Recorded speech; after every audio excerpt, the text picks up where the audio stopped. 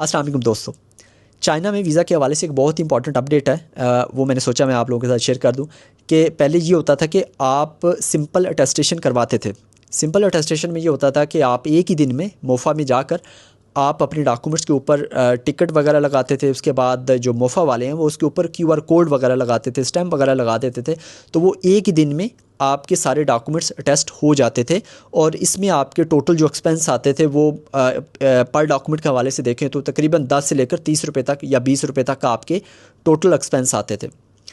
अभी जो मोफ़ा है उन्होंने ये कहा है कि आपके जो डॉक्यूमेंट्स हैं चाइना के लिए, या जेरी का कह लें, जेरी ने कहा है, अब मुझे एग्जैक्टली नहीं पता कि किसने कहा है कि आपके डॉक्यूमेंट जो है वो अभी अपोस्टाइल होंगे। अपोस्टाइल में ये होता है कि इन दोनों में जो डिफरेंस है, जो basic difference as a businessman अगर मैं आपको बताऊं तो इन दोनों में डिफरेंस ये है कि पहले आपके जहां पर एक डॉक्यूमेंट पर 10 रुपये या 30 रुपये लगते थे, अभी आपके लगेंगे 3000 रुपये। जी हाँ, तो आपको 3000 रुपये देने पड़ेंगे आपके पुलिस करैक्टर सर्टिफिकेट के लिए। बाकी डॉक्यूमेंट्स नहीं, बाकी आपकी सिंपल अटेस्टेशन भी चल जाएगी जो कि आपके एजुकेशनल डॉक्यूमेंट्स हैं, लेकिन उसके अलावा जो पुलिस करैक्टर सर्टिफिकेट है उसको आपको अपोस्टाइल करवाना होगा। और अगर आपने सिंपल अटेस्टेशन भी करवाई है लेकिन 21 जुलाई के बाद, तो वो भी आपकी नहीं चलेगी अगर आपने अभी तक वीज़ा अप्लाई नहीं किया। तो अगर आपने ऑलरेडी वीज़ा अप्लाई कर दिया हुआ है, आपके डॉक्यूमेंट्स अप्रूव हो चुके हैं, फिर आपको कोई मसला नहीं है, आपको घबराने की कोई ज़रूरत नहीं है। लेकिन अगर आप अभी आने वाले दिनों में अप्लाई करने वाले हैं और आपने जो सिंपल अटेस्टेशन है वो भी आपने 21 जुलाई के बाद करवाई है, या अभी तक आपने अटेस्टेशन नहीं करवाई कोई भी, तो फिर आपको अपोस्टाइल करवाना होगा अपना जो पुलिस करैक्टर सर्टिफिकेट है, और उसकी जो फ़ीस है वो 3000 रुपये है।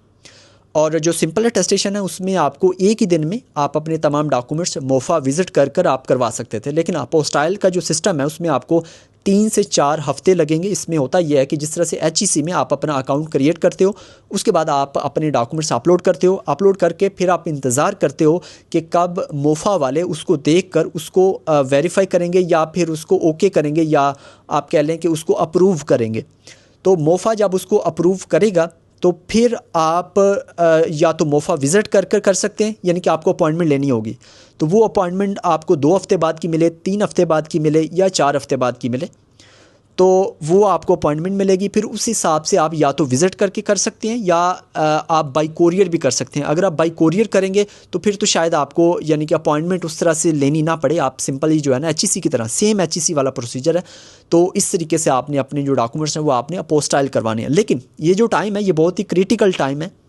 1 सितंबर से क्लासेस स्टार्ट हो रही हैं। स्टूडेंट्स जो है वो बहुत सारे स्टूडेंट्स ने वीज़ा अप्लाई किया हुआ है, बहुत सारे स्टूडेंट्स को जो वीज़ा है वो मिल चुका है, कुछ जो है वो शायद आने वाले दिनों में भी अप्लाई करें, आजकल में भी अप्लाई कर रहे हैं। तो ये बहुत क्रिटिकल टाइम है कि जहाँ पर आकर ये अनाउंसमेंट की गई है कि आपने अपना जो पुलिस करैक्टर सर्टिफिकेट है वो आपने अपोस्टाइल करवाना है।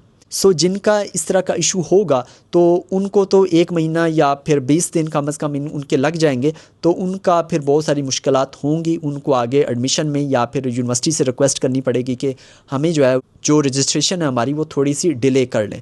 सो लेट्स सी कि वो यूनिवर्सिटी जो है वो रजिस्ट्रेशन डिले करती है या नहीं करती। सो ये थी बहुत ही अहम अपडेट, और मिलते हैं इंशाल्लाह नेक्स्ट वीडियो में। अल्लाह हाफिज़।